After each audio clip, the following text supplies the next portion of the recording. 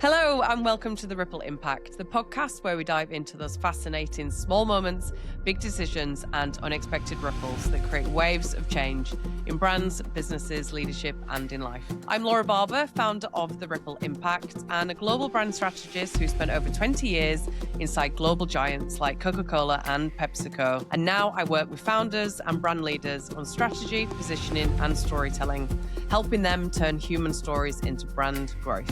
Each week, I sit down with bold thinkers, founders, and what we call wave maker guests to explore the ripple moments that have shaped their journey and the lessons you can take to transform your own brand and your business. Today, I am so excited to be joined by Sam Teale, founder of Sam Teale Productions, award-winning video production company on a mission to create some of the most emotive and impactful content on the internet. Sam started the business at just 17 and by 23 is leading a team of 13 creatives producing work across multiple countries and building a reputation for high-impact storytelling at speed. You may have seen their viral Christmas campaigns like the Go-Kart, which reached 40 million people, or their work with brands like Budweiser, Co-op, and the NHS. But what really stands out to me is Sam's ability to create stories that genuinely move people, the kind that stay with you, shift how you feel, and ultimately influence what you do next. Sam, welcome to the show. I'm so excited to have you with us here today. What an intro. Thank you for having me.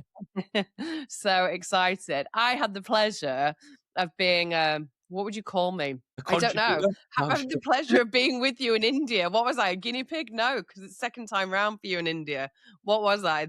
I would say he was a contributor to the filmmakers. You're a contributor. No, I'm joking. No, it was what were you? I don't know. Actually, you were crazy enough to say, yeah, that's what we'll go with. Crazy enough to say yes to an amazing adventure in India that you and the team filmed most epically and credibly and beautifully and instantly. So thank you for that. So you followed us around for 7 days watching the carnage and the ridiculousness unfold. So I'm sure we'll get to that. So thank you for being on the show today. It's amazing to have you here with us. No, thank you for having me. I'm truly excited. We love at the Ripple Impact to wind back and go way back to the beginning of how all this started. So you founded the business at 17. You are only 23 now. I want to wind way back to those very early days. How did it start? What got you going? Was it a passion? Was it a frustration?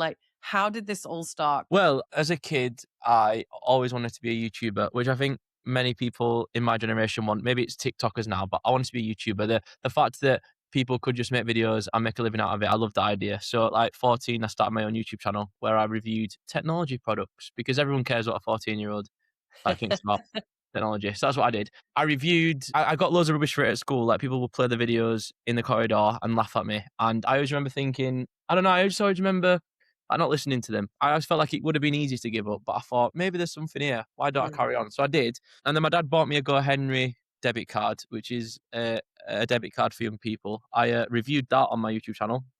And surprisingly, actually, it's quite a decent review to do. I'm 14. Their target audience is 13 to 16-year-olds. I'm in. So they comment on it to Go Henry and they say, can we use this on our channel? And I check their YouTube channel. They have no other videos. So I email them and I'm like, I'm 14. I am your target audience. You like my video. Why don't I make all your YouTube videos? And they came back and said, yeah. And then we negotiated £50 a video. So I used to go to the toilet at dinner time, check my emails, and I'd have a brief sent over from the marketing person there. I'd go then home, film the video, send it to them. They'd have 50 quid to my account. And then I was still getting rubbish, but this time I was making money from it. And then work experience came in year 9 and all my pals were at random boring places. And then I managed to get in at Huddersfield Town, which is a football team I support, while we were in the Premier League. And I was like, oh, this is cool. All down to the past work that I had assembled with YouTube and stuff like that. And yeah, on day 2 of work experience, I was filming with Mohamed Salah, which was crazy. And then I just thought, if I carry on doing this video mad stuff could happen. And then, yeah, left school at 16, then worked at Budweiser at 17 before I could even drink Budweiser, before I could drink alcohol. And then lockdown happened, I locked in. And then here we are now, 6 years since we founded the company-ish, and we're cooking. Oh my gosh, amazing. I just love the tenacity and I'm just gonna reach out to people and say, can I do this? I love that. By the way, I didn't know you were a Town supporter. Yes, up the Terriers, as if you didn't know that. No, I didn't know that. Well, Huddersfield is my nearest town from when I grew up. but I didn't know you were a Town supporter. And I can't not call it the McAlpine Stadium. That was probably way before you even probably were No, no, born. it was that, I think, when I was really early in my life, but now it's called the AQ Stadium. Oh, it's changed so many times, Yeah, I lose track. they're a client of ours. But yeah, no, I love the Terriers. I love Town. And what you talked about there with tenacity, and I think it's such an underrated thing. Like, for example, Mm, I've said to my team for ages, I want to work with an airport. I just do. Like, yeah, my dad loves planes. I'd love to work with an airport. Went to Leeds Bradford Airport the other week, and it's really posh now. They've like, it's in my local airport. They've spent a load of money on it. Posted a TikTok on it. They then commented with a little red love heart, and my immediate reply is, "I want to make you, I want to make you videos." Their reply to me is like, "Oh, we love that you've asked." And then I had a call yesterday. We got a proposal in with them, and I'm hopeful we can land them as a client. But that came from one ask. yeah. India last year, where we did the same trip we did with you. The Mhm. founder of Go Henry, Louise, was on the trip last year, and I was in India with the lady that basically gave me my career, Yeah, all because I asked. So it's I think a lot of people amazing. forget about asking, and I think it's one of the most important things that people can do. It's crazy that people don't. Why don't you think people do? I think it's scary. You know, I always say this. I think when being rejected is a really scary thing, or we Yeah. think it is, when actually if you deep it, if you look into it, it's not really. I always say the way that I've got over that is when someone says no to you, or like a teacher shouted you at school, it did feel like your world was ending, or it did for me. But I've Mm. just realized that if I always quantify everything with "will someone die?" question mark. So if I was to say to Leeds Bradford Airport, "Can I do your videos?" and the answer be no, no one's going to die in that situation. No, So you just got therefore, got I'm to not going to lose Manchester. everything. Yeah, exactly, exactly. So Yeah, that's literally my thoughts. It's a case of I think people are just too worried for the answer no. Whereas I don't think no is even an answer. I think it just means not today. So I'll just ask again tomorrow and the day after and the yeah. day. I honestly think it's like one of the biggest lessons is just to ask, like, what's the worst that can happen? And to put yourself out there and just go for it. I just think is just amazing. Is that just because of your style and just who you are? Or do you think it's the energy and positivity of youth? Like, I want to be 23 again. No, I don't know, you know, I don't know. I think what's interesting is a lot of my friends and a lot of people that I see my age don't have it. And I think I Mm, might be an anomaly. And I think it's down to social media, and I think it's down to maybe how people my age are bullied at school, and people's mm, upbringings with social media. I don't mean like with their parents, but yeah, one would think that it might be all young people, but I don't often yeah, see young people. I've got Zach who's on the team and Matthew who's on my team who were quite cheeky when they joined, and everyone else is not as cheeky, but they're all similar ages to me. But I don't yeah, know. It's a little bit sad to be fair. Like the amount of conversations that I have, which is just confidence stuff with people that I know of, people on the team. It's just it upsets me a little bit. I feel bad for them, but no, I don't know where I get it from. I just know what I want, and I'm prepared to wear my heart on my sleeve. And if someone says no, then fair enough. But I always think that humans want to help each other out. yeah. So let's allow people to help us out and ask them questions. And the worst thing that can happen is a no. Yeah. Yeah, amazing. A lot of the videos look like completely effortless, but in there is a lot of work to make it look effortless. Can you take us a little bit behind the scenes of some of the biggest projects you've done, some of your favorite projects you've done? Give us a little inside track for anyone that hasn't seen your incredible work, which I'm sure they will now. Yeah, so what we try and do a little bit is really fast turnarounds on some specific projects, Mm, and it's got to be well planned in. You can't just decide tomorrow you're going to do it. Like it's got to be a case of the team knows like what's happening and it's planned in the diary. But like India, for example, a mm, 7 day trip, every single day ended with like a Netflix trailer of what happened during the day. It is the best way to show people back home what's happening. It's the best way to get more donations, and it's the best way for you guys to see yourselves how crazy it is what you're doing while you're on that trip.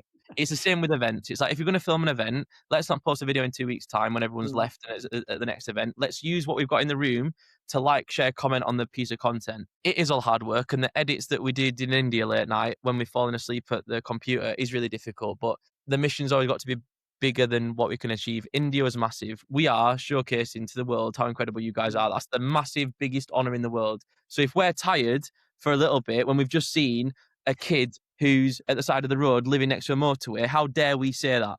And I think likewise for events, I always say to the team and the 13 people that I employ, the average age of us all is 24.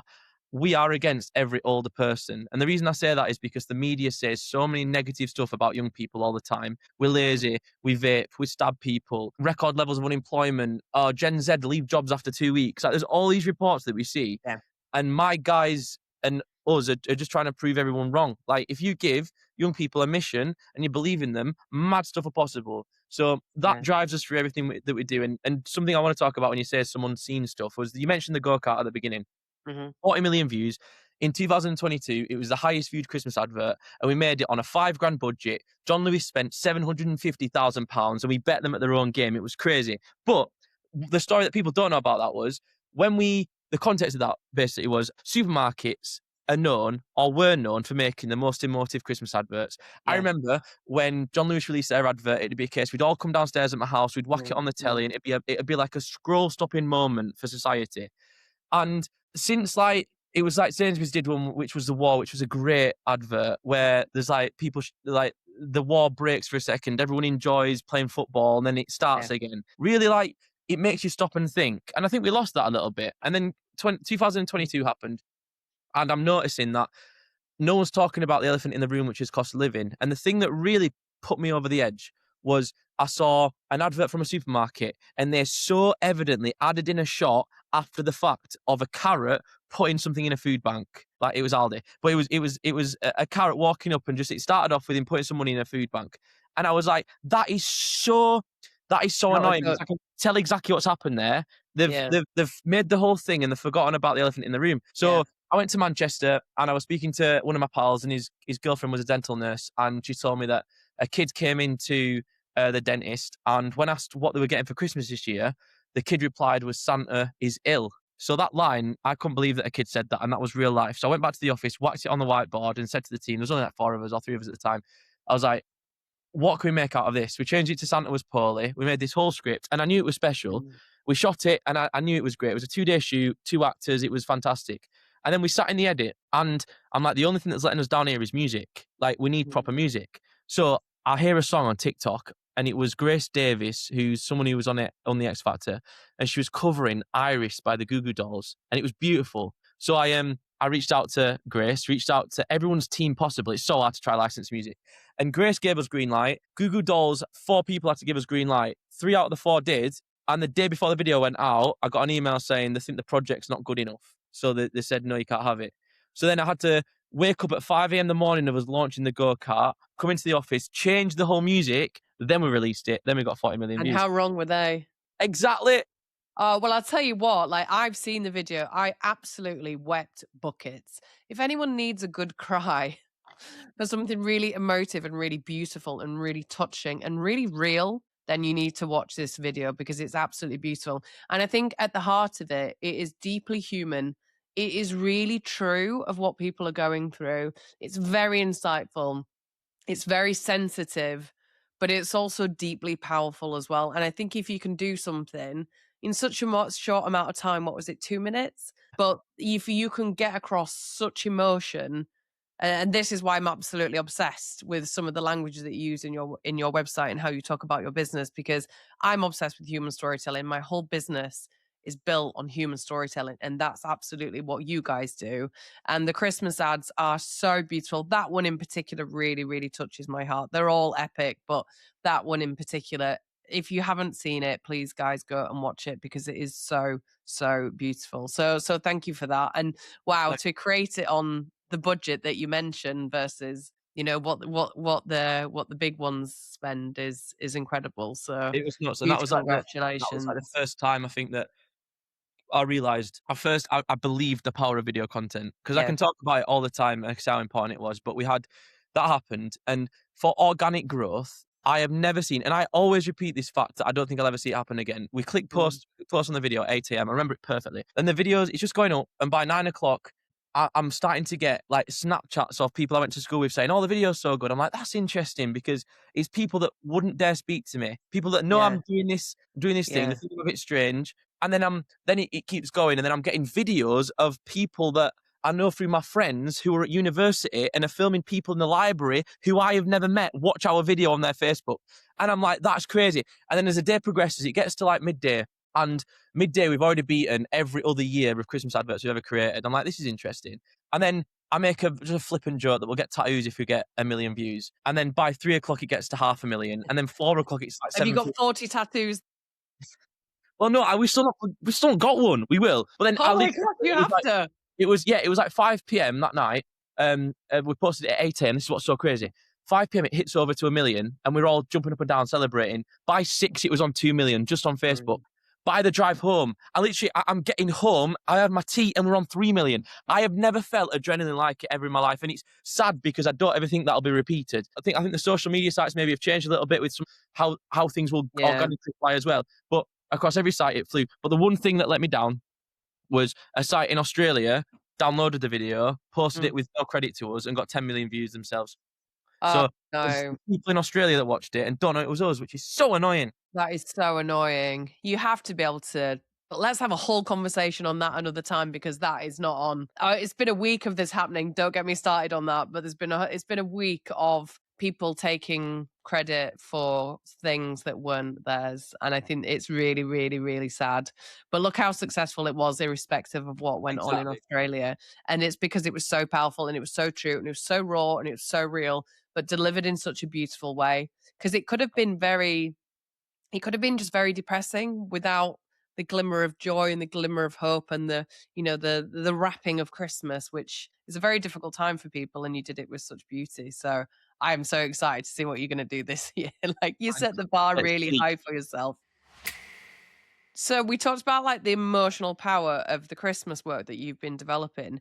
Do you intentionally design for emotion? So when you think about storytelling and you think about your content and you think about how you're going to create it, how do you design for that? Like what can marketers do? Because what you're doing is so powerful and so intentional. There must be lessons that people can take without stealing all your secrets. So when we plot something like this out, a Christmas campaign, it's not a Christmas campaign if it doesn't make you emotional. If you're Mm, not, if that's not going to be the thing you set out to do, then you're failing. Because I feel like I've realised, and I mean, I thought I was in a very niche audience, but the more I speak to people, the more I'm not. People, I think a Christmas advert needs to be like a Holland and Barrett, clean your insides out type of tablet. Like someone wants to watch it and they want to cry, they want to get upset, they want to have a second of just being cleaned out, and then they'll be absolutely fine. I don't know what it is, but that's I think what people want. And I think the go kart proved that, and everything we've done since is similar to yeah. that.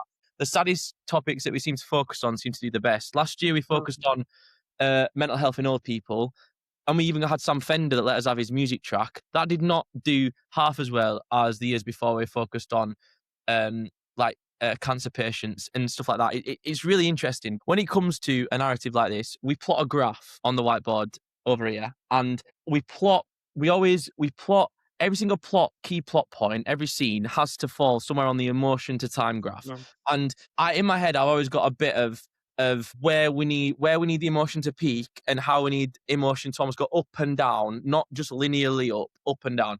I remember when in the go-kart graph, it was literally like when it's like Santa is poorly, that's a top emotional point. That's a top point of people going, "Oh my days." And then it goes down and then it goes back up to when he's turning the heating off his dad and breaking down. That's even higher than that one. Then it's back down again. And it goes back mm, up again when we find out that his wife's died. And it's basically, I always think that people want to be moved up and down. You don't need to just go up yeah. and up, up and up. People can't be bothered with that. But I think Ricky Gervais is someone with that afterlife that did that so well, where Mm, you are laughing one mm. second, the next second you're so And then you're upset. crying. This mixture of emotions is something that I love. But yeah, certainly got to design for it. I think you got to really just allow humans to be humans. I hate when it becomes like so data led that it's robotic. It needs to be a story that people can watch and Yeah. understand and feel like they're in the story, be relatable. And if it's none of those things, it will never do well. No, I totally agree. Like I've spent the last 2 decades telling businesses that you have to get people to feel something because once people feel something, they'll move mountains, whatever it might be. But if people don't feel something, it is very easily to be forgettable or unrelatable or just ignorable. So if you can get people to really feel something and really touch their hearts, then you've got it. Like you've absolutely got it. And that's so, so amazing. So we're in a mad world, right? You talked about algorithms earlier in social media and what's going on, and will we ever get the reach that we used to? Everyone is absolutely fighting for attention and eyes and clicks and likes and comments and posts, and everybody's fighting for it. Do you spend your life thinking about attention and grabbing in the first 3 seconds? And do you design for attention as well, or is it because you know the plot and you know the story and you know the hook is? How do you beat the algorithms in a world that is so obsessed with attention? Yeah, no, hooks are massive. We have a whole just thing on hooks. We're very big on it, and it's like we're trying to introduce hooks now into like corporate content where maybe some corporate clients don't see the value of it, but it's a case Mm, of we need to try and get people's attention as fast as possible. It's crazy because I noticed my own viewing habits with like TikTok and stuff. And if I'm literally not engaged by, and also what's interesting is it doesn't have to always just be a 3 second quick mm, thing of what could be seen. It just has to be a question that you're wondering about, or it has to be something that you're like, that's interesting. Or how the hell did they get there? Or I need to find how this fits into the context of the rest of the film. yeah. It doesn't need to be like just a blank, like here's the most exciting part from 3 minutes in, I'm going to whack to the beginning.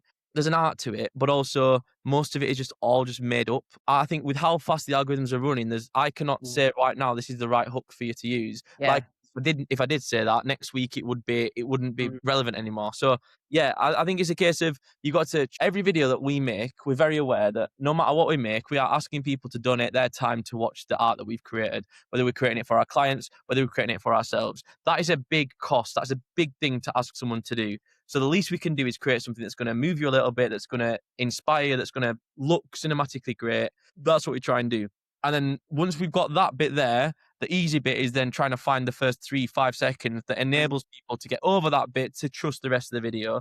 But it needs to work with each other. It can't just be, here's this, let's try and make this rubbish thing engaging. It's all got to be perfect. But yeah. that's what we love to do. And I genuinely think video is the greatest medium in the whole wide world. I love it. I completely agree. Even when I was in corporate life and I was in research and strategy and insights for many, many years, and we'd be trying to convince executive boards, very, very senior people, very brilliant, very intelligent, trying to convince them of a problem or an issue, and they'd be like, next. You literally walked in there with a video of literally, I'm not joking, one person saying the same thing that we've been banging the drum on, showing the data and the stats and everything.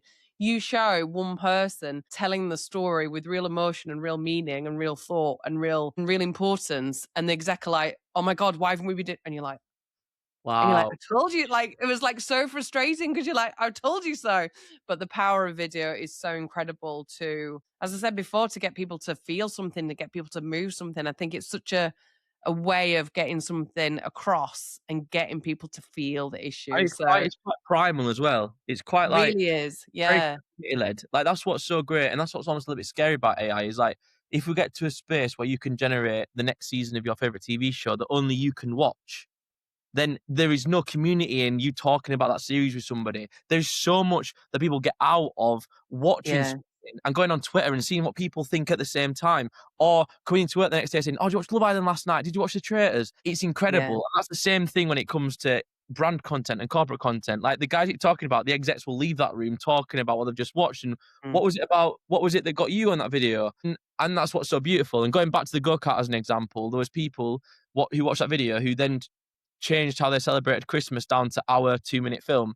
Yeah. People then decided they weren't going to get the kids the iPad they were going to get them. They're going to get them something a bit cheaper and donate the rest to charity. There was a kid who was on This Morning 3 weeks ago called Rowan who watched the video when he was 5. He's now 9 and he is now every single day going and doing something for charity based upon the video that we created. Alison Hammond is sat there on This Morning sofa being like, "Oh, that's a good video." I'm like, that's nuts. That's like Yeah. 4 years after we made it that it's come alive. Yeah. But the point is, once this thing ticks inside of you, it's crazy. And it's almost not your ears that are listening, it's your heart. And that's so Totally. important. You need to appeal to. Yeah, totally. It's heart and soul. And that's kind of like you encapsulated beautifully. This is why I call my business the ripple impact, because it can literally be one drop, one Yep. stone in a bed of Yep. water, and the ripple impact is huge. The video that you made years ago, this little boy is like doing charity work off like the ripple impact. You never often know the ripple impact of the actions that you take, the words that you say, how you make people feel, but it's huge, the It ripple is. impact that you can have. Yes. And that is what's so beautiful about your brand name because it's almost like invisible PR that Stephen Bartlett talks about. It's like Mm, how you treat people and yeah, all the little things that you've seen of me in the time that you've met me and all the little things I've seen of you as we've met. We've got a view on how we view each other that's very, very high. I hope it is for me, for you anyway. Um, absolutely. that is like that is judged that we judge you, which we judge people on, and that's Mm, exactly what I'm talking about. Like you drop a little thing into the ocean, whether it is a mad little video, whether it is like an ask in some cases that you asked for yeah. ages ago, you don't realize when that's going to come back and say, "Oh, mate, actually, I remember that ask," or "Here's this person that I know." It's crazy, and it's a beautiful name. I love it. Oh, thanks, mate. Thanks so much. What have you learned about human behavior through the work that you've done? Because you're capturing it, you're filming it, but you're also meeting so many people, right? From all walks of life, from actors to clients to people that are briefing you. Is there things that you've learned through this journey about people and behavior and that has surprised you or just touched you? I think I'm a great leader, or a much better leader than I were at the beginning, down to seeing other people do a great job of it. That's one of the best things, is when you're in this industry, we are getting inside access to so many businesses and stuff that we shouldn't have access to as as normal people. So like, clients can take us to an away day or an internal away day that they're doing, or we can go to an event and be into the green room and see these people when they're not out on stage, or I can be at Ideas Fest when I'm walking around interviewing mad people like Rory Sutherland and Simon Squibb. And I think that's what's so lovely. I think the massive challenges we do, like India, where we Mm. see people in the most mental time with stress levels at the top, with everything going wrong, seeing how people delegate and seeing how that happens. I think that is really interesting. I'm very good. I've got a good litmus test when I meet people to know what type of human being they are. The Mm. greatest human beings that I've met, the most successful people, are all great human beings. And there's some people that make you feel a certain way or talk to you in a certain way sometimes, that you just know that they're not that. And it's not happened for a while, Yeah. that, but it's like my little litmus test has just got better and better Mm. just being here. But and also what's interesting is us being a young team and young people, seeing how we're viewed by certain people is sometimes positive or negative. I remember when I was a kid, I had the top line of my first website was 17-year-old filmmaker, and I thought that was the biggest USP. I was like, who doesn't want a young person working on the videos? And I remember I got a photographer that emailed me. He was like, that should not be the top of your website. You're not going to get any business from that. And I got a bit of a complex. I was a bit worried then about talking about my age. But then I turned like 20. I was like, no, it is the biggest USP I'll ever have. We just made Yeah. the go viral. Do you know what I mean? So Yeah. then that's always interesting, seeing how people receive the age thing. And I think I've realized now that when you say it with confidence and you back it up with evidence, it doesn't matter. There's no excuses to what age you are or how you look or whatever. It's all about your results Mm. and the human being you are. And also, the other thing I've learned is that, like I said before, people love to help people. So like, just ask. Yeah. It's mad where an ask can get you. Like, look at this. If I didn't ask to go to India last year, we would not be on this call right now. Like, the ripple No. in me asking last year, look what it's impacted. Look where we are. It's I crazy. know. I know, it's incredible. And you guys have very kindly and wonderfully done my very kindly, I paid you, of course, but you guys have done my website video production as well. And I'm so excited for everyone to see it. So it's, Oh, I cannot yeah, wait for everyone so to I see it. can't wait. No, I can't wait. It's interesting what you said about people, age being your USP and people doubting it. It's funny because it reminded me about, I don't know, it was 15, could have even been 20 years ago.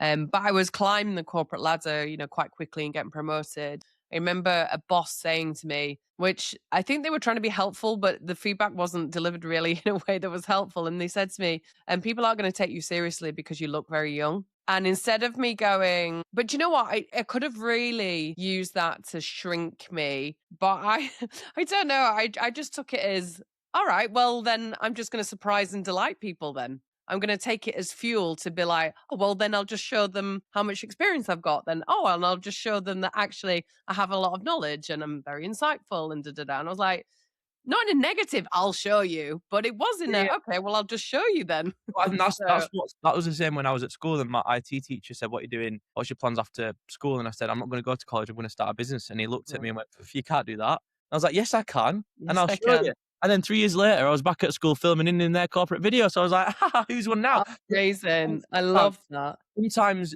that's all it takes is and this is why I get worried a little bit about, and this is getting deep now, but so I got a lot of rubbish at school. I Mm, got bullied a lot, but I think that's what's pushed me to do what I'm doing now. mm, The point that I'm trying to see is I think we need to stop the dialogue about cutting loads of negative stuff out of our lives, because sometimes being told negative things is really helpful. So like, to you, mm. that in the moment was not very nice, but look what it did. Look how you Oh, proved yeah. it. My teacher Yeah, said yeah. to me, look how that helped me. I think the world we're getting up into now, where everything's becoming safer and more positive, and we dare say anything a Mm, little bit negative, I think is a bit dangerous, because mm, some people's default setting is proving people wrong. So if I'm yeah. saying to someone all the time they're doing great, they're doing great, they're doing great, that might not be enough push. Whereas I say that was rubbish. Like when I was a kid, Constructively. so when I was a kid, Scott Thomas, he was on Love Island. He's one of the Thomas brothers from Manchester.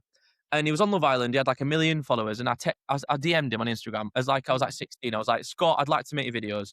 He comes back to me and says, your work's not good enough. Right? The next week he's in Leeds. So the next message I send him is not on Ask. It's Scott, I'm coming to film for you. See you there. He's like, all right. So I turn up, film for him, go back home, don't sleep, edit it the same night, send it to him before 12 o'clock, before midnight, go to bed, wake up. The next week he's taking me to Birmingham. Like that, to sit up and do the edit overnight Yeah. and to do that last minute shoot was all driven from that little bit of negative that he gave me. But I wanted to prove him wrong, and I did that. So I think that's in my journey, that is so important. And I think, as you just alluded to right there, that is really interesting. Like, it's really hard to say that negative stuff can motivate people, but it sometimes in some cases does. And No. it did for me. And in the moment it feels awful. In the moment it feels like horrible. But Yeah. actually, when you reflect to how you dealt with that, some people's default setting to deal with it is prove them wrong. And I would say to anyone who's listening to this, whenever you get negative feedback, switch it, prove them wrong, because I get the greatest pleasure in doing that. Like, it's you can just listen to them, you can just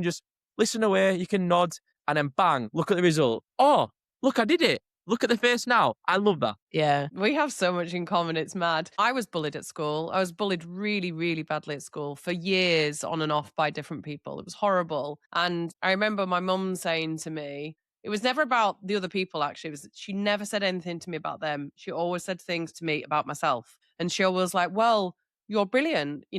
They're just jealous. I mean, whether they were or whether they weren't, it was irrespective. But she was like, no, you're brilliant. You can just prove them wrong. And you can do some great things, and they'll be like, and look at you now. So I always had that as a kind of a red thread of just going to go and do some great stuff and then go, see? Yeah, I am. And again, I was in Nando's the other day actually, and I thought one of the people that bullied me at school was in Nando's. My Mm, fight or flight response was like, and I'm like, oh my God, I'm being dragged down to being a kid. But actually, compared to the kid I was at school, compared to what I'm like now and how proud I am and how that's driven me, yeah, I'm just so proud that rubbish ended up being yeah, it. Now at the age of 23, I don't think I've really spoken to my parents about how hard school were. Like, I had mm, my sister who was in year 7, and I didn't want her to know that I was yeah, rubbish. So it was just a difficult and mad time. School is just a nuts time in general. But yeah, I'm just glad that, like I always say, and you'll be the same. Like, if you could go back in time to you at school, and I could go back in time to when I was at school, oh, and those two kids could look at us now and where we are, they'd be so yeah, proud, because we just demonstrated that when you've got your eyes like set on something and you work really hard, mad stuff are possible. Yeah. But one other thing I want to mention, actually, something that I've really realized actually the past few weeks, is when you spoke about when you were a kid, when you were younger, and someone said you mm, look young, and you just proved mm, them wrong. I have always tried to make myself look older and appear older, because I remember saying on client calls when I was a bit younger, like, you're not going to trust a 21-year-old with a massive contract, and I'd say that on a call. And I remember actually Budweiser, when I turned up on the job, the client looked at me and went, "How old are you?" And I told him, went, "Don't say that to the client." It was an agency. "Don't say that to the client, yeah, otherwise they'll never work with you ever again." And I'm like, interesting. But I think as we get in scaling up a little bit now, I'm having to become more boring, I feel like. The stuff that I would like the excited Sam, I say random stuff sometimes. It's like, no, I actually got to be careful now. Like, I've got a lot of responsibilities. I've got to make sure mm. I look after all these guys. And that's an interesting thing that's happening. Yeah, just thought I'd mention that. I need to call you. Yeah, you know what? I totally get that. But I think there's a tipping point though, I think, where the work speaks for itself.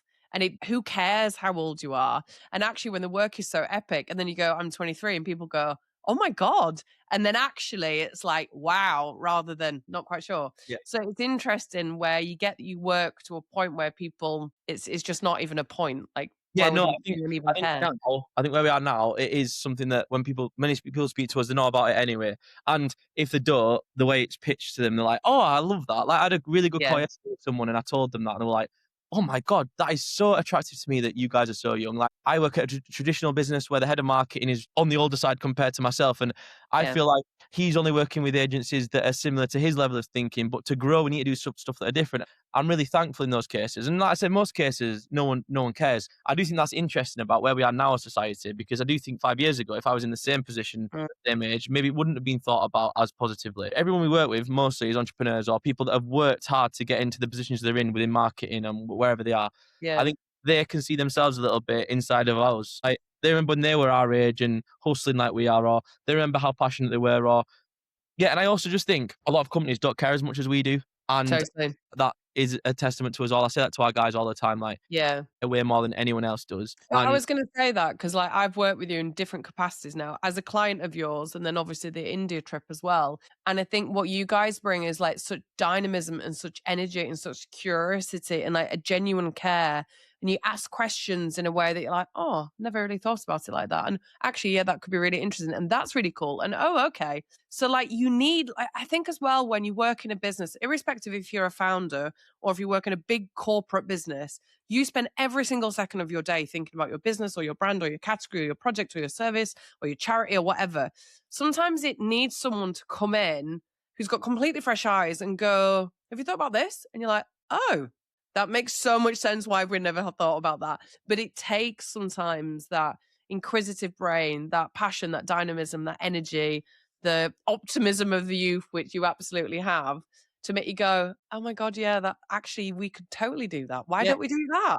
that's something that I was speaking about the other day, actually. It's that unseen value that I think that we had as well, which we can't price for that. In the proposal, it doesn't Yeah. have positive cost, but it's like that bit at the end of a shoot, you go, "Oh, that was interesting, that was nice." Or Mm, I always say one of our biggest things is if as a client you're gonna leave us feeling worse than you felt at the beginning of the day, then that should never happen. You should leave a yeah. shoot with us feeling like really good. Even in India, I hope every single time we went to a tuk-tuk that broke down and they were so annoyed to see us because we timed it so well, that when we left, we were like, "Oh, I enjoyed that. Those guys were nice." And I think that's massively important. And I think it's just nice. It's just I just love when, because the questions we ask in interviews for clients, half for the brief and half because we're just interested. It's Yeah, like, why did you start this? We're asking this because we decided this is a question to ask you, but the interviewer is actually really interested because we work with so many yeah, different people and we don't have much experience in this particular industry that we're working with you in, for example. And it's just so nice to hear your answers. And therefore, the question gets asked in a different way. And then the response is better. And as you said initially, when you're on camera, you want to be G'd up. You don't want someone to walk in and be like, "Okay, Laura, ready, action." You want someone to be like, time. "You ready, Laura, action." Like Yeah, yeah, we want to mirror the type of performance we want on camera. In fun stuff like this, that's what it's like. On charity stuff, mm, I tell all the team to be quiet and to be really somber when they're asking questions mm. because you want the talent to be able to mirror you. But yeah, no, I love it. I'm thankful for all the stuff we've done for you, and I'm just so glad that we're best friends forever because you're class. Likewise, mate, likewise. Where are you going next? Like, what is the plan for Sam Teale Productions? Have you got big goals and aspirations? Have you got some meaty things? Or are you just, like, going with the energy and the flow and the dynamism, what happens, like So the ultimate plan is to be the biggest production company in the world. Sounds nuts, but I think it's possible. We care more, we make the best videos. Surely doing that over a period of time for everyone will make that happen. I want to keep employing and creating the most incredible young team, keep giving people opportunities that shouldn't get opportunities. We got Zach, who's in the office there. I talked to his college when he was in like first year of college, and I try and do as many school talks as I can. I came back and he was messaging me all the time saying, "Can I come and work at Experience?" Well, he just wouldn't stop. So he came and work at Experience. The whole team loved him. He then came like a few days a week while I was at college, left college, and then offered him a full-time job. He came in, and that kid at 18 shot in Sydney last year. Moments like that really like blow my mind. mm, And I love it. Matthew, before he joined us, left the country once. Last year, he went to Los Angeles, he went to Florida, he went to Italy, and he went to Argentina. Like, that is the type of stuff that I know, but the only reason he's getting those opportunities is because he puts the work in, and that makes me so proud. yeah. And the whole team next week go to Portugal. I'm taking everyone to Portugal. I can't wait. So I wanna keep doing that.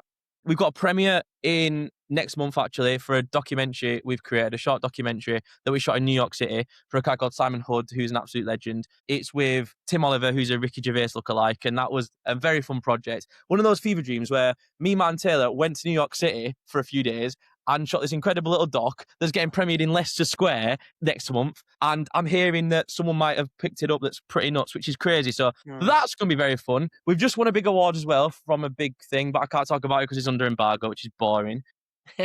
We've just won Marks and Spencers after again me asking, which is nuts. So that's a massive client to be working with and a massive vote in confidence from a massive dog in the industry who work with everyone. Like the Mm. celebrities have got lined up for people that support. They just announced Gillian Anderson. Like they're crazy. So yeah, it's just a case of I want to keep smashing it. We've got the Killing Kittens cruise that we're filming in a few months, which will be interesting and exciting. We've got Morocco in November, which is going to be well fun with the sisterhood and with Ideas Extreme. So yeah, it's just keep making the best stuff. But I think we can never take our eye off the fact that we need to care more than everyone else. We need to be more creative, and we need to create better stuff. If we do that, three simple things, will be absolutely fine. And keep being curious, keep asking loads of questions, keep being cheeky, because when you're cheeky, mad stuff can happen. So Yeah. yeah, I'm excited. Is there anything that you would do differently looking back on the last 6? I mean, it's mad. You're 23 and it's been 6 years. Like, is there anything you would do differently? No, no, nothing I do differently. Uh, no, nothing. Where I am right now, I'm so pleased about. Like, I've got the most incredible team. We're making the most incredible stuff. We're getting to travel the world doing what we love, and we're getting to change the world as we go about it. There was a last week, one of our clients, the Yorkshire Children's Charity, held an event where they raised 1.2 million pounds in one evening. Wow. Our video was the appeal video that they played, and it's Yeah. like knowing that the stuff that we make is playing a part in moments like that Mm. is completely crazy. So yeah, it's just yeah, it's just the best job in the world. I just love it. Amazing. What advice would you give marketeers about storytelling? Relatability is so important, but not relatability on a spreadsheet. Relatability, like you can think about someone in your immediate family that would relate to that thing. If I make something that I need to make someone, if I think that, oh, it could make people cry, I think, will it make my mum cry? If I know that it'll make my mum cry, then I know I'm in. The go-kart was that. I know my Mm. mum will cry, I know my auntie will cry, and I know my grandma will cry. Right, those three people there, if we multiply them by the amount of other families there are in the world, there'll be a lot of other people that will as well. It gets too scientific sometimes. It's just like, oh, these are our target audience. They buy this thing, maybe they'll like this thing. It's not, don't leave it up to chance, but just look into your immediate and be like, that's interesting. Because I remember the go-kart, it flew, and it was because, one of the reasons we created it was my immediate group chat with my close family. They were not doing Secret Santa that year, and I could see how much that hurt them in the group chat. Them saying Mm. they're not going to do it.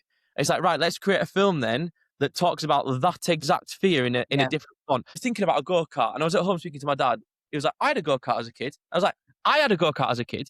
And then I went to the team, and Ellie's dad had a go kart as a kid. I'm like, oh my days, that is now. There's two different families that both had go karts as a kid. Right, we're on something. Bang. So like the success of that video was the message. It was the incredible actors. It was the music. It was everything else. But the go kart was a big part of it as well. It was that cute little bit that was like, why is it called the go kart? I'm waiting to know where the go kart's going to be. Oh wait, beautiful. And that's almost a bit of a metaphor to like the olden times, like the simpler times, where you could just make something out of wood and not have to go to Curry's and buy a bloody iPad.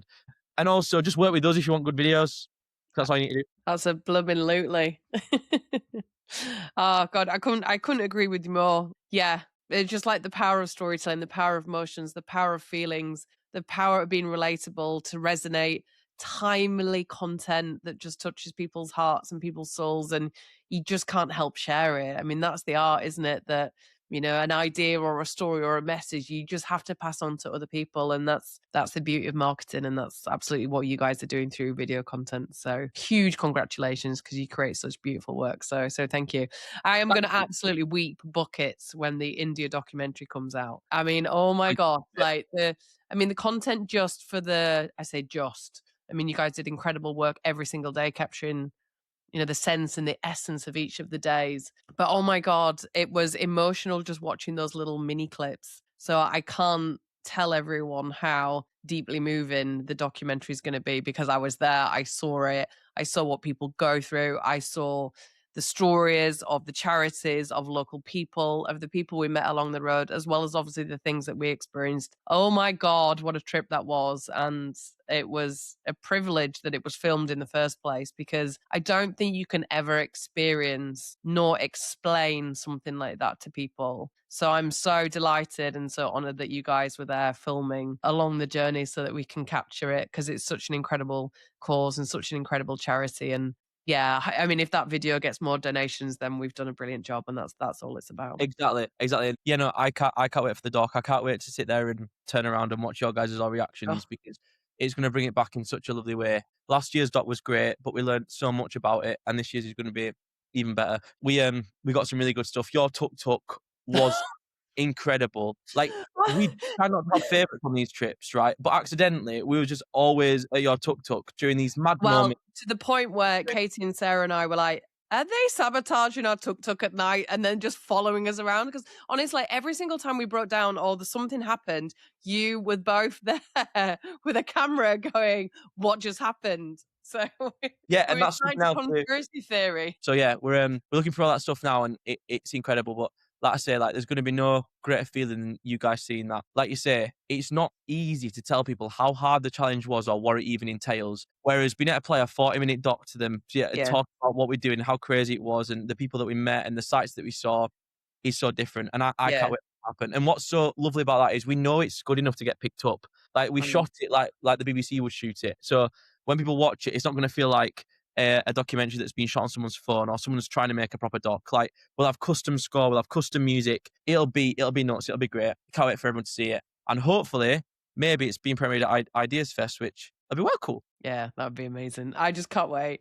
I mean, the documentary was so good from last year. I watched it obviously in preparation for going this year, and I was going to send the documentary to my parents, and I was like, there is no way I'm sending them the documentary from last year. They will absolutely be terrified. So I didn't. And then now I've told them that there will be one for this, so they'll get to see it now that they know that I'm back and I'm safe and I've survived and we've Yeah. come back with all our limbs and our sanity. Just Like, do you remember on day one when I was in the backyard tuk tuk? Well, not day one, day zero, and we left year the zero. training area, and that was I just nuts. We had a guy. I was in the backyard tuk tuk, and we had a guy actually pushing your tuk tuk with his leg while he I was in another tuk tuk because you broke down in the middle of a motorway. Stories like that are, are just It nuts.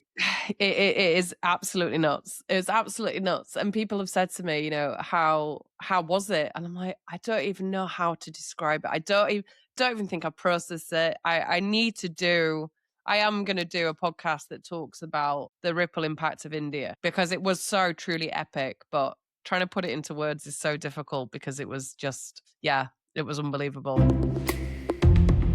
What advice would you give to people to setting up a business? Because you just went for it and you're flying and like you're growing so fast, you're doing some incredible things, you're working some huge clients. What advice would you give people setting up a business? I think it's just like moving Everest is starting a business. There's so much stuff to think about that it's just start with the one thing. Like sort insurance one time, sort your actual idea out the next time. Like create a logo on Canva one time, then maybe make the logo, get a graphic designer to make the logo even better. That's what starting a business is. It is moving the little things over and over and Mm. over again. You can never think to move Everest all at once. So you can never look at a business that's 5 years in and compare yourself to them, or even a business that's a year older than you, 6 months older than you, because everyone's journey is different. Never compare yourself as well because you never look at open a Roald Dahl book on chapter 26 then compare it to a James Bond book at the same chapter 26. What an unfair comparison that would be. Owning a business is really hard, and a lot of people talk about it, but it is like fighting fires every day. There is so many times when I'm sat here with a problem that's like, how did we even get ourselves here? And when you scale faster, the problems increase and increase. And it's a case of you can't be too hard on yourself. And also, you got to realize that the book that we're writing, I always think about life as a book. If life was easy and growing a business was easy, then the book's not going to sell, is it? The best books are about the guy that was like stuck in a plane wreckage in a country for ages. Or like the best films are that. So yeah, I always just think about your life as a book, and through like the times that are a little bit more difficult, they are the times where that's the times where the Sunday Telegraph reviews that paragraph, reviews that chapter really Mm. highly because that's engaging. It's also about like enjoy the journey. Like never fantasize about the destination. The most fun that we have ever had and we will ever have is this phase right now, the growth phase. When the day comes where, if the day comes where we sell or like the company is like absolutely massive and I hit the dream of us being the biggest, it'll be these days we look back on as the fun days. So I think we can never forget about that as well. But yeah, just be cheeky, ask loads of questions, and just believe in yourself because and if you have a plan B, you're doing it wrong. Like plan B, just you're doing it wrong. You're not focused on plan A enough. I like that. I like that a lot. My final question that we ask everyone. So we call our guests wave makers because they are making waves on the industry, and that could not be more true of you and your team. What advice would you give to aspiring wave makers? Just go smash it. Just go for it. That's it. That's it. I don't think there's anything else I can say. If you've got the foresight that you want to make an impact and you want to make waves, then go forth and allow yourself to do it. Stop worrying. Don't make a plan. Just go. Plan I after. love that. I love that so much. Sam Teale, thank you so much for taking us under the hood of Sam Teale Productions. The incredible content, the beautiful go-kart, the incredible Christmas ads, the amazing clients that you work with, the magic that you guys are creating is just beautiful. Thank you for you and your team being part of the India journey and capturing what was one of the hardest but the most beautiful and epic things I've ever done. So personally, thank you for that. I'm just so proud of what you guys are doing. Like, it's just such epic magic, and everyone needs to check you out. Everyone needs to call you and work with you, because the dynamism, the pace, the tenacity, the questions, the curiosity, the passion, the positivity, the joy that you have is absolutely infectious. So thank you. It's a joy to work with you, and everyone needs to pick up the phone and work with Sam. Thank you. You're the best. I've loved this. Laura, you're a hero. Who would have thought Laura was ill doing this podcast? Because you wouldn't think that. She's proper fought through today. You're a legend. Thank you. Thank you. And please pick up this phone and work with Sam, because he is just incredible, him and his team. And if you're looking to elevate this human storytelling of your brand, please pick up the phone and talk to us at The Ripple Impact and see how we can help your business. That is a wrap on this Ripple episode. Tune in weekly for more bold voices and inspiring wave maker guests just like Sam. I'm Laura Barber. This is The Ripple Impact. We will see you all next week. Sam, thank you so much. Thank you. You're a legend. Take care. Thanks, everyone. See you next week. Bye for now.